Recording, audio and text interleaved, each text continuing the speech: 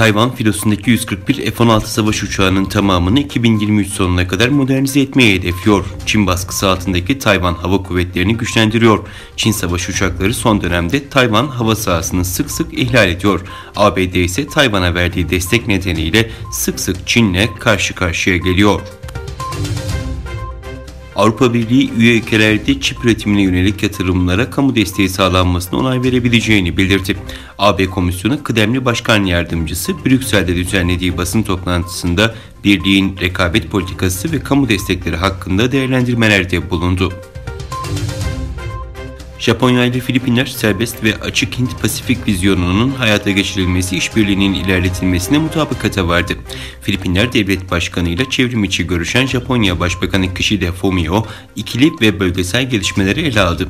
Kishida, Çin'in donanma faaliyetlerini arttırdığı Doğu Çin Denizi ve Güney Çin Denizi'ne statükonun değiştirilmesine yönelik tek taraflı teşebbüslere şiddetle karşı çıktıklarını kaydetti. Rusya Devlet Başkanı Vladimir Putin, NATO'nun Rusya'ya yönelik saldırgan bir tutum içerisinde olduğunu belirtti. Putin, "Batılı ortaklarımız oldukça tuhaflar, kırmızı çizgilerimizi ve uyarılarımızı hafife alıyorlar," dedi.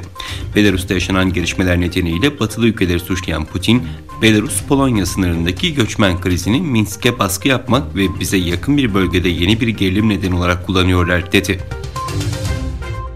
İsrail ile Birleşik Arap Emirlikleri'nin ticari ve askeri amaçlarla kullanılacak bir dizi insansız deniz aracını tasarlamak üzere anlaşmaya vardığı açıklandı.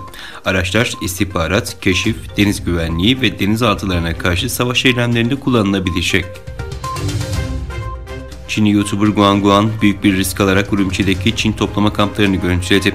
Çin'in Doğu Türkistan'daki sistematik baskı ve asimilasyon kampları ve cezaevlerini canı pahasına görüntüleyen Çinli yayıncının videoları sosyal medyada geniş yankı uyandırdı.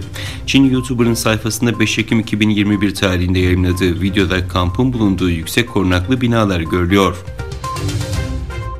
Google ve Fransız haber ajansı Agence France Presse 5 yıllık anlaşma imzaladı. Anlaşma kapsamında teknoloji firması Agence France Presse'in ürettiği içerikleri ve haberleri kullanması halinde Fransız Rekabet Kurumu'nun belirlediği çerçevede ajansa ödeme yapacak.